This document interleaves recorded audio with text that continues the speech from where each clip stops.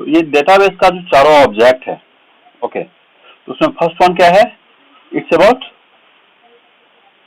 Table. तो table के बारे में हम लोग कल भी डिस्कस किया है ना। तो टेबल के बारे में अगर हम कल डिस्कस किए हैं, what is this table? Table is nothing but collection of rose and columns, collection of rose and columns, ठीक है। अब रोज क्या है भाई? तो टेबल जब भी हम यूज करते हैं तो टेबल में देखिए, सॉरी,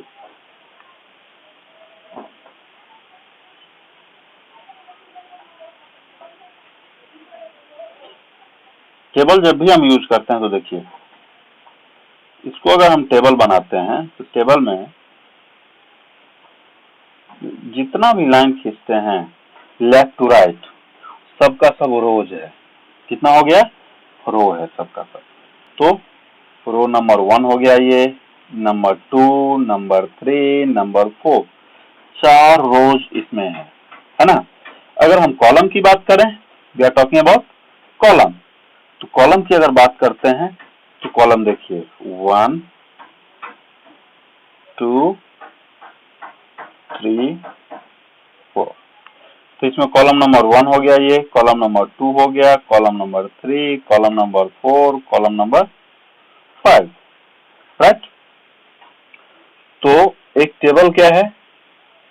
कॉम्बिनेशन है रोज एंड कॉलम का, या कलेक्शन है रोज एंड कॉलम का, ठीक है।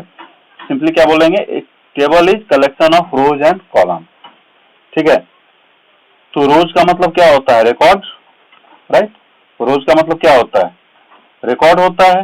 और कॉलम का मतलब क्या होता है? फील्ड होता है, ठीक है। तो कल भी हम लोग डिस्कस किए थे, फिर से एक बार आपके रिमाइंडर के लिए कि भाई ये एक टेबल के अंदर जब रोज बोलेंगे तो रोज अनलिमिटेड हो सकता है, इसका कोई लिमिट नहीं है, कोई फिक्स नहीं है। व्हेयरएज कॉलम मैक्सिमम कितना हो सकता है? 255। एक टेबल के अंदर मैक्सिमम कितना कॉलम हो सकता है? 255, ठीक है। मतलब 1 बाइट। एक टेबल के अंदर कितना कॉलम हो सकता है? तो 1 बाइट हो सकता है, ठीक है। आपके पास अगर क्वेश्चन है कि सर 1 बाइट आप कैसे बोल दिए 255 को, है ना। तो इसके लिए आपको एक चीज मैं बताता हूँ, उसके बाद आपका खुद ही क्लियर हो जाएगा कि क्या चीज है ये, ठीक है। इसका अगर बात करते हैं तो आप एक चीज जानते हैं ना कि बाइट होता क्या है भाई? जानते हो आप? बाइट जो है, देखो फर्स्ट पेज लेते हैं और उसी को आपको बताते हैं। जब हम कंप्यूटर में डेटा अगर लेते हैं, कंप्यूटर में अगर हम डेटा की बात करते हैं, डिस्कशन करते हैं, तो डेटा कंप्यूटर किस टाइप से स्टोर करता है? हम जो लैंग्वेज बोलते हैं, क्या कंप्यूटर समझता है? कंप्यूटर नहीं समझता है। कंप्यूटर लैंग्वेज कौन सा समझता है भाई? कंप्यूटर समझता है हमारा बाइनरी लैंग्वेज, ठीक है। बाइनरी लैंग्वेज में डिजिट क्या क्या है? तो 0 है और 1 है, यही 2 डिजिट है ना, यही है ना, ओके। तो बाइनरी लैंग्वेज में मैक्सिमम डिजिट कितना हो सकता है? 2, 0 एंड 1। तो बाइनरी लैंग्वेज का जो डिजिट है उसी को हम क्या बोलते हैं? बाइनरी डिजिट बोलते हैं। और इस बाइनरी डिजिट को ही शॉर्ट में बोलते हैं बिट। क्या बोलते हैं? बिट बोलते हैं, BIT, bit in short, okay. Binary digit क्या बोलते हैं शॉर्ट में? बिट। जोर से बोलिए, बिट बोलना है। मैं बोलूंगा जोर से बोलो तो जय माता जी नहीं बोलना है, ठीक है, ओके। अब देखो, तो एक बिट का मतलब क्या हुआ? या तो 0 होगा या 1 होगा। तो एक बिट का मिनिमम वैल्यू क्या होगा? 0 होगा, मैक्सिमम वैल्यू 1 होगा, है ना। उसी तरह बिट के बाद अगर बढ़ते हैं तो 4 बिट अगर हम मिक्स करते हैं, कितना? 4 बिट, इसको बोलते हैं 1 निब्बल। क्या बोलते हैं? 1 निब्बल, NIBBLE। और अगर एक बिट हम एक जगह डाल देते हैं एक बिट का मतलब क्या है? 1 बाइट। क्या है? 1 बाइट। ठीक है, तो बिट को इंडिकेट करते हैं स्मॉल बी से और बाइट को इंडिकेट करते हैं कैपिटल बी से। क्लियर? ओके, तो अब देखिए एक बाइट में कितना बिट होगा? एक बिट है ना, ए bite consist of 8 bit, right? देखिए अगर 8 बिट है एक बाइट में, तो मिनिमम वैल्यू कितना होगा? मिनिमम वैल्यू अगर पूरा बिट का लेते हैं तो क्या होगा? 1 2 3 4 5 6 7 8, 8 टाइम्स 0। मैक्सिमम वैल्यू अगर लेंगे 8 टाइम्स 1 आ जाएगा। 1 2 3 4 5 6 7 8, 1 2 3 4 5 6 7 8, 8 हो गया, राइट? अब देखिए सब का सब तो 1 हो गया, तो ये किसमें है? बाइनरी में है। किसमें है? बाइनरी में। तो अगर इसको हम डेसिमल में चेंज करना चाहते हैं, मतलब अपने लैंग्वेज में, हमें क्या करना होगा? इसके ऊपर, इस बिट के ऊपर हमें स्टार्ट करना होगा राइट साइड से लिखना 1 2 4 8 16 32 64 128। ठीक है, अब देखिए जो भी आप लिखे हैं ना 1 2 4 8 16 32 64 128, मतलब डबल करते जाना है। डबल क्यों करना है? क्योंकि बाइनरी लैंग्वेज में सिर्फ 2 डिजिट होते हैं, मतलब बाइनरी में सिर्फ 2 बिट ही होता है, इसीलिए हम क्या करेंगे? इसको डबल करेंगे। What we will do? We will double it. Okay, अब देखिए जिसके भी सामने 1 है, मतलब बेस पे 1 है, बेस मतलब क्या हो गया?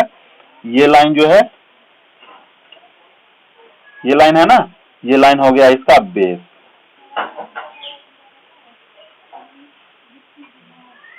ठीक है, तो जिसका भी बेस 1 है सबको ऐड करेंगे।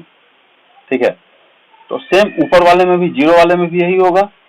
तो जीरो वाले में किसी का बेस 1 नहीं है ना, बेस 1 नहीं है, तो सबका सब क्या होगा? कोई जुटेगा ही नहीं, तो क्या हो जाएगा? 0। एक बाइट का मिनिमम वैल्यू क्या हो सकता है? 0। एक बाइट का मैक्सिमम वैल्यू क्या होगा? अगर ये देखते हैं तो क्या करना होगा? We'll have to add all numbers which base is 1। तो यहाँ तो सबका बेस 1 है ना, तो क्या करेंगे? इसके लिए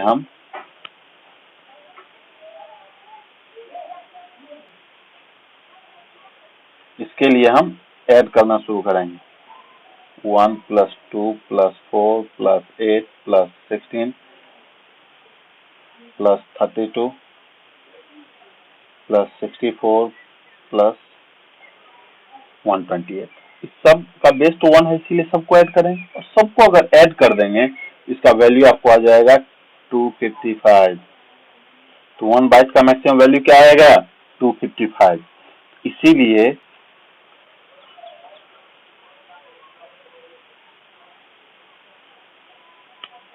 ओके, इसी के लिए क्या होगा?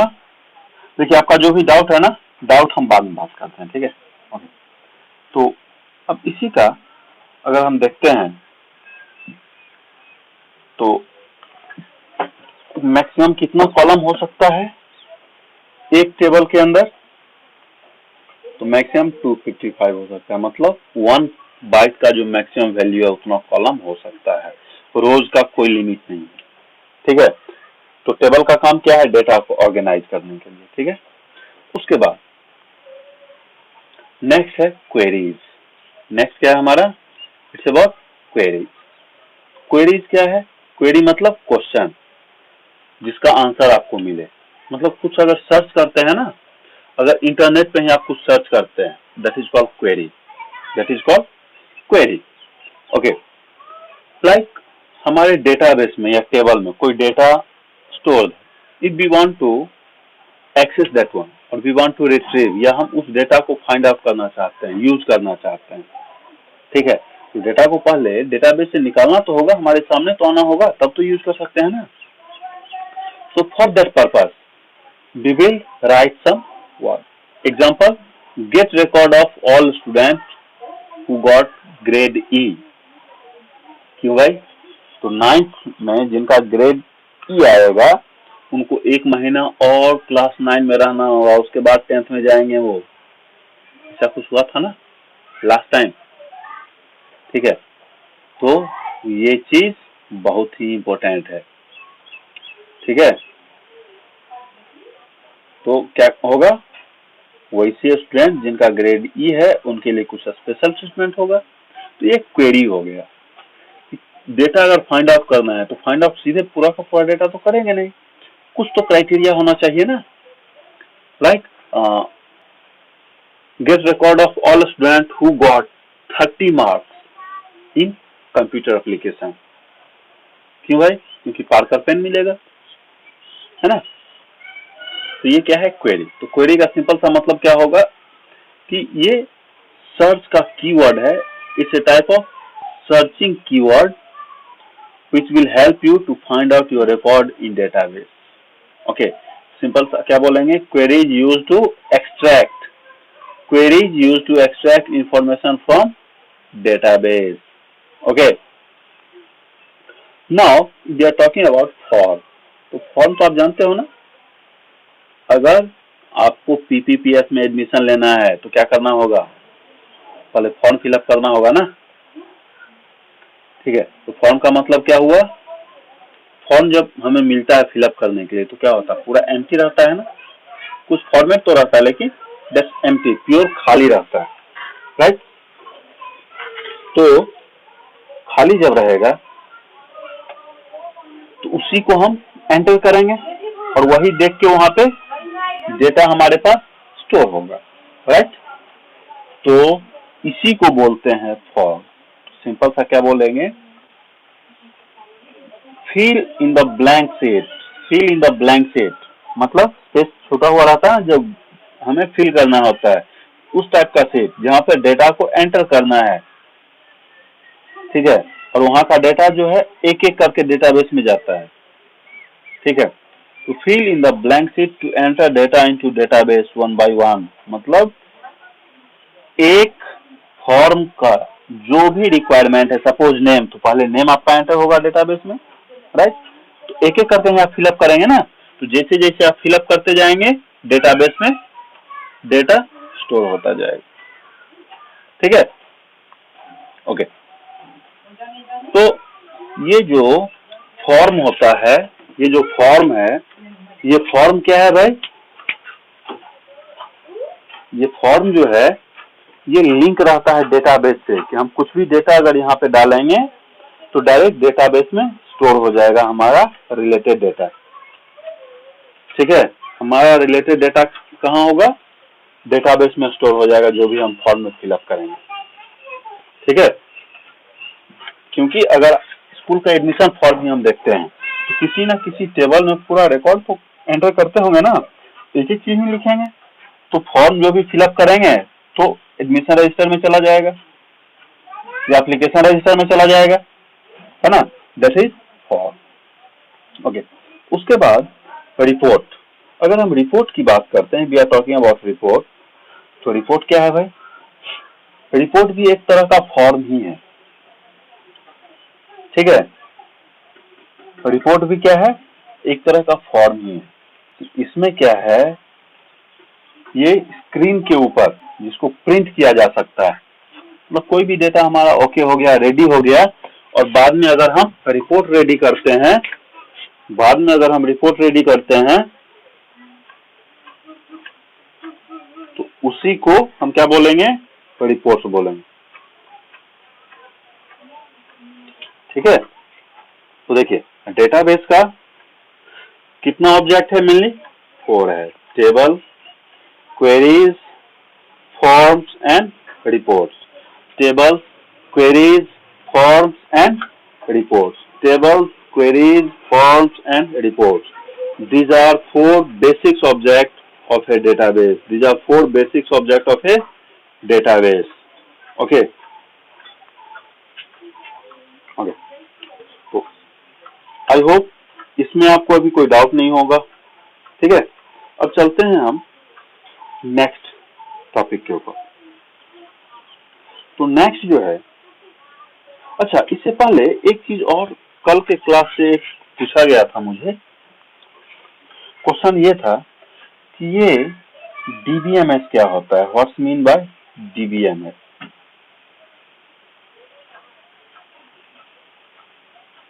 What's mean by DBMS? देखिए, डेटा जो हमारा स्टोर होता है, ठीक है, एक एक डेटाबेस के अंदर लाखों टेबल हो सकता है, millions of table A database में कंटेंट्स। एक डेटाबेस के अंदर लाखों टेबल हो सकता है, मिलियंस ऑफ टेबल्स हो सकता है, ठीक है। तो ये जो टेबल होगा, तो अब बतलाइए, तो अगर एक डेटाबेस के ही अंदर की हम बात करते हैं, ठीक है, तो बहुत सारा टेबल होगा ना। टेबल को मैनेज करने के लिए, उतने सारे टेबल अगर एक डेटाबेस में है, ऑटोमेटिक मैनेज तो नहीं होगा ना। तो उसको मैनेज करने के लिए जो सिस्टम यूज किया जाता है, ठीक है, यह सबसे पहले है कि डेटाबेस में उतना टेबल जो स्टोर होगा, ठीक है, तो इसको क्या बोलते हैं? DBS. DBS, database system, that is called database system, ठीक है, that is called database system. Okay, अब डेटाबेस सिस्टम जो है वो होता क्या है भाई? तो डेटा ऐसा सिस्टम है जिसमें लाखों टेबल को हम स्टोर कर सकते हैं, ठीक है। अब देखिए, टेबल को सिर्फ डेटा को स्टोर करने से तो नहीं होगा ना, कि हम किसी ड्राइव में डाल दिए बस छोड़ दिए। तो अगर छोड़ना ही है तो डेटा का जरूरत क्या है? तो डेटा को हम क्या करते हैं, जब जरूरत पड़ेगा तो हम चेंज भी कर सकते हैं, और चेंज नहीं भी किए यूज कर सकते हैं, ठीक है, डिलीट कर सकते हैं, या नया डेटा भी बना सकते हैं, या ऐड कर सकते हैं उसमें डेटा को, ठीक है। तो डेटा या टेबल को अलग अलग ढंग से according to our choice we can use, मतलब उसको क्या बोलेंगे? Managing, management, right. Suppose PPPS में अगर स्कूल में अप्रॉक्स 2500 to 3000 के बिटवीन स्टूडेंट है, राइट। अब इतने स्टूडेंट अगर हैं, ठीक है, देन व्हाट विल हैपन? इतने स्टूडेंट के लिए अलग अलग रजिस्टर होगा ना। इतने स्टूडेंट को मैसेज जाएगा भी, कुछ भी अगर है अपडेट है स्कूल के रिगार्डिंग, तो इतने स्टूडेंट को मैसेज आएगा ना। अब एज्यूम कीजिए कि क्लास 10 में जो अभी बैच है, अभी जो क्लास 10 में बैच है, वो जैसे ही पास आउट होगा, तो उसके पास आउट होने के बाद क्या होगा? अगर वो बैच पास आउट होता है तो पास आउट होने के बाद क्या होगा? क्या उसको मैसेज जाना चाहिए? नहीं जाना चाहिए ना। मैसेज जाता क्या है कि टेबल निकाल लिया स्टूडेंट का, सारे उस टेबल में जितने भी स्टूडेंट हैं सबको मैसेज चला जाता है, राइट। तो फिर क्या होता है? अब क्लास 10 से जो पास आउट हो रहा है उसका डेटा तो फिर डिलीट करना होगा ना। उसको डिलीट कर दिया, क्योंकि 9th वाले 10th में आएंगे, तो 10th वाले पास आउट हो रहे हैं, उनका डेटा डिलीट करना होगा। और कुछ दिनों के बाद ही फिर अगर नर्सरी में एडमिशन होता है, या क्लास 9 में किसी भी क्लास में एडमिशन होता है, तो उस स्टूडेंट का डेटा फिर टेबल में ऐड करना होगा, ठीक है। अलग अलग टाइप का मैनेजमेंट हो गया ना डेटाबेस का। तो इसी के लिए जो सिस्टम हम यूज करते हैं उसी को बोलते हैं डीबीएमएस। क्या बोलते हैं? डीबीएमएस, ठीक है। नेक्स्ट पॉइंट ये है, ये जो डीबीएमएस है, डेटाबेस को मैनेज करने का काम, वो करता कौन है भाई? उसके लिए एक स्पेशल टाइप का पर्सन या प्रोफेशनल होता है, ठीक है, जिसको बोलते हैं dBA, database administrator. DBA, database administrator, ठीक है। अगर आप देखेंगे प्राइवेट जॉब में, सॉफ्टवेयर इंडस्ट्री में सॉफ्टवेयर इंजीनियर लोग बनना चाहते हैं ना, तो सॉफ्टवेयर कंपनी में अगर जाएंगे, सबसे ज्यादा सैलरी डीबीए का होता है। सबसे ज्यादा सैलरी किसका होता है? डीबीए का। काम सबसे आसान होता है, रिस्क सबसे हाई होता है। रिस्क सबसे हाई, वर्क सबसे इजी, ठीक है। इसी को बोलते हैं डीबीए, डेटाबेस एडमिनिस्ट्रेटर, जो डेटाबेस को पूरी तरह से मैनेज करता है। ठीक है। ओके, इसके बाद एक क्वेश्चन मुझे कल भी पूछा गया था, आज भी पूछा गया है कि सर एएसी का काम क्या है। इसका फुल फॉर्म आपके बुक में है, फुल फॉर्म आपने पढ़ लिया है ना। तो इसका मेन काम क्या है कि अल्टरनेट कम्युनिकेशन के लिए इसका यूज किया जाता है। Alternate communication, just for example अब बतलाइए, जो डीफ है, बहरा है, ठीक है, तो बहरे लोगों के लिए आप क्या करेंगे? बहरे लोग जो हैं उनको अगर समझाना है तो क्या आप कितना भी चिल्लाते रहेंगे वो सुनेंगे? नहीं सुनेंगे, right. Then what you have to do, उन लोगों के लिए आपको क्या करना होगा कि जो भी अलग अलग ऑप्शन है हमारे पास जिससे कि वो समझ सकते हैं, ठीक है, मतलब कुछ साइन का लैंग्वेज, कुछ इशारों से समझा दें उनको, साइन देके, ठीक है, या फिर कुछ पिक्चर दिखा के समझा दें, है ना। तो इस मतलब किसी भी तरीके से हम उनको समझाएं, उसको क्या बोलेंगे? एएसी का एग्जाम्पल है, ठीक है, अल्टरनेट कम्युनिकेशन का एग्जाम्पल, ठीक है। दूसरा चीज क्या है कि अगर कोई गूंगा है जो बोल नहीं सकता, तो वो भी तो अपना बात किसी को समझाएगा ही ना। क्या कर सकता है? लिख के दे सकता है, इशारों से समझा सकता है, या दिखा सकता है पिक्चर में। तो ये भी एएसी का एक एग्जाम्पल है, ठीक है। ओके, आई होप आपको एएसी भी समझ में आ गया होगा। तो चलिए आज के क्लास को हम यहीं खत्म करते हैं और आपका डाउट सेशन जो है, डाउट क्लैरिफाइंग का सेशन, वो शुरू करते हैं, ठीक है। और कल से माइक्रोसॉफ्ट कंपनी जो डेटाबेस हमें दिया है जिसको एमएस एक्सेस बोलते हैं, उसके बारे में हम डिस्कस करेंगे, ठीक है। तो चलिए आपके डाउट क्लैरिफिकेशन सेशन को हम शुरू करते हैं।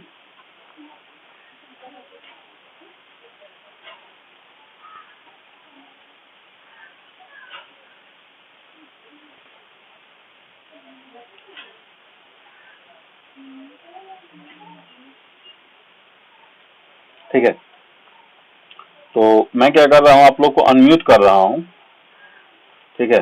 अब आप लोग अपने तरफ से अगर बोलना है कुछ तो माइक को बंद कीजिए, सॉरी माइक को खोलिए और बोलिए। बोलना ना हो कुछ तो माइक को बंद करके छोड़ दीजिए, ठीक है। जो भी डाउट है आज के क्लास से रिलेटेड, प्रीवियस क्लास से रिलेटेड आप क्वेश्चन पूछ सकते हैं।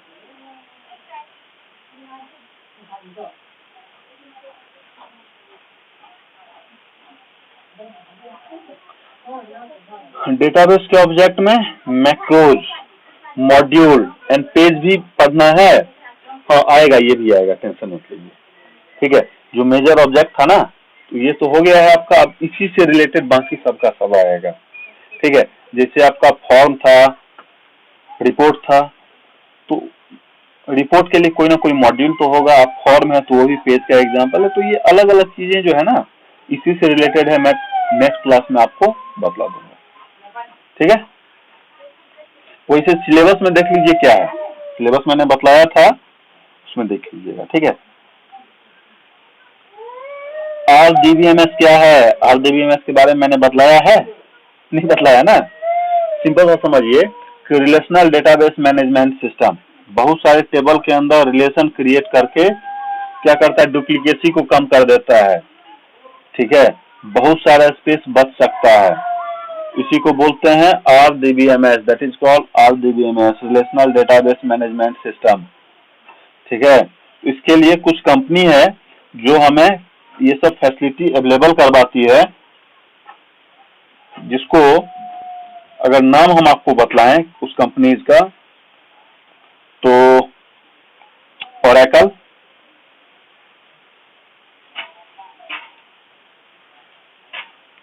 ओरेकल है, माइक्रोसॉफ्ट है,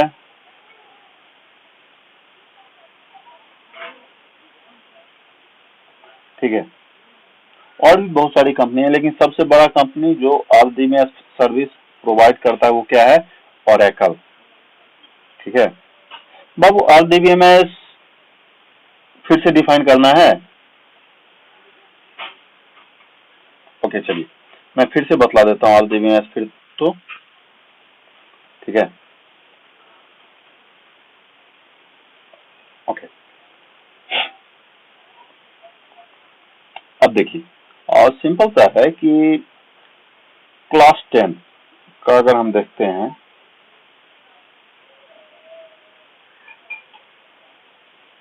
ठीक है, तो क्लास 10 में बहुत सारे स्टूडेंट भी होंगे।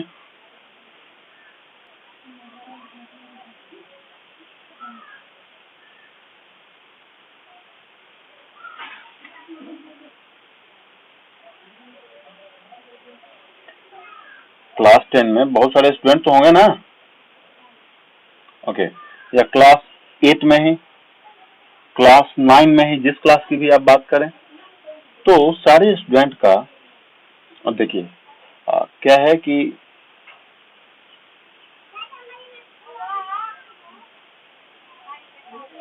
यहाँ पे स्टूडेंट का नाम लिख सकते हैं हम, है ना।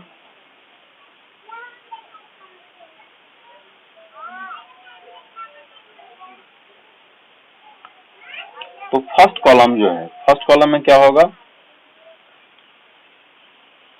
स्टूडेंट का नेम, ठीक है, ओके नो प्रॉब्लम। अब सपोज ये 8A सेक्शन है, कौन सा सेक्शन है, 8A, ठीक है। उसके बाद क्लास टीचर, अब बतलाइए क्लास टीचर एक सेक्शन का एक ही होंगे ना, है कि नहीं।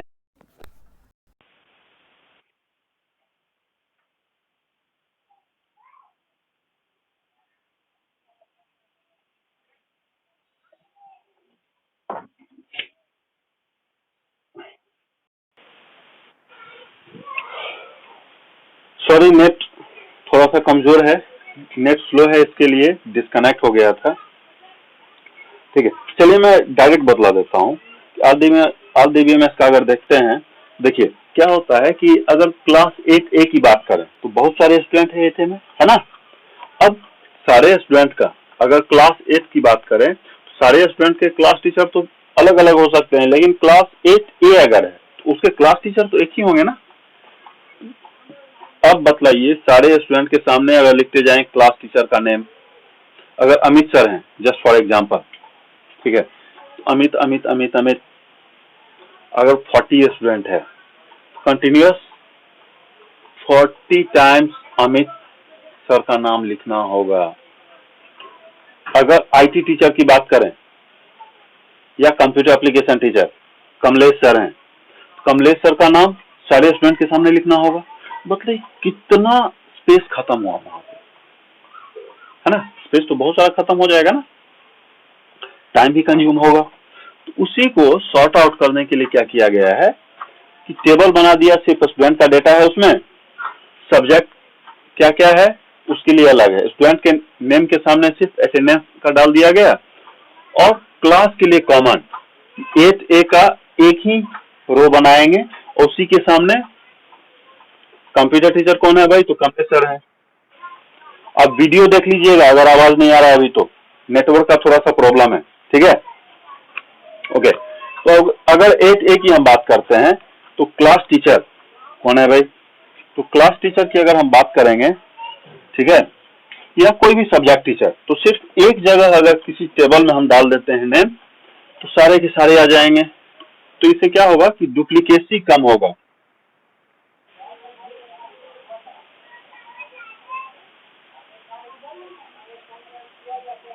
अभी जा रहा है,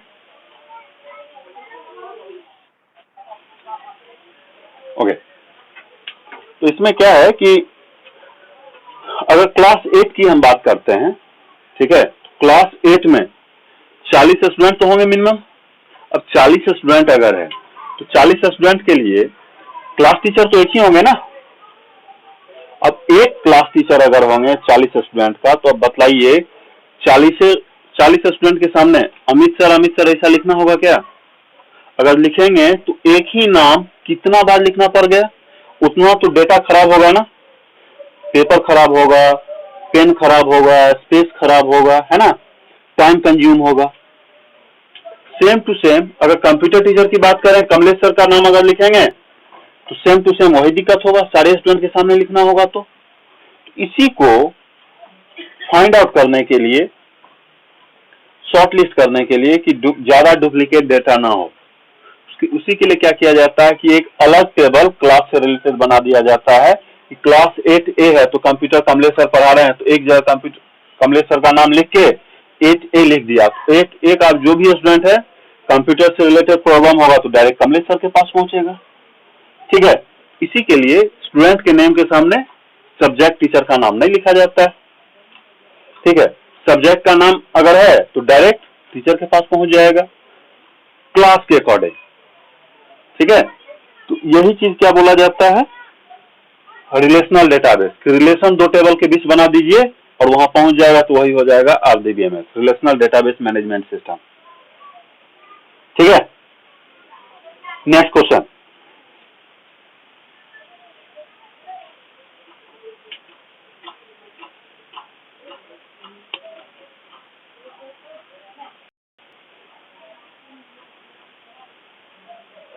नेक्स्ट क्वेश्चन क्विक।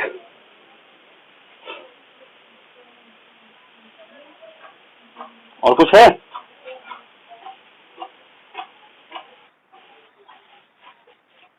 क्या? हेलो, अब मैसेज आपके बुक में आप पढ़िए तो सही, मैंने एक्सप्लेन कर दिया, कम से कम फुल फॉर्म तो बुक से निकालिए। ठीक है, थोड़ा सा बुक भी देखिए। डेटा रिडंडेंसी, रिडंडेंसी का मतलब मैंने कल बतलाया। डेटा रिडंडेंसी, अब थोड़ा सा नेट यूज कर लेना। डेटा रिडंडेंसी कल का वीडियो देखो, मैंने बतलाया था। डेटा रिडंडेंसी का मतलब क्या, रिडंडेंसी का मतलब होता है डुप्लीकेसी, डुप्लीकेट डेटा। ठीक है, रिडंडेंसी मतलब डुप्लीकेसी, कितना % डेटा डुप्लीकेट है। ठीक है, चलिए आज का क्लास यहीं पे खत्म करते हैं। आज का क्लास यहीं पे खत्म करते हैं। जो भी डाउट होगा मेरे व्हाट्सएप पे आप मैसेज कर दीजिएगा, कल के क्लास में मैं क्लैरिफाई कर दूंगा। ठीक है।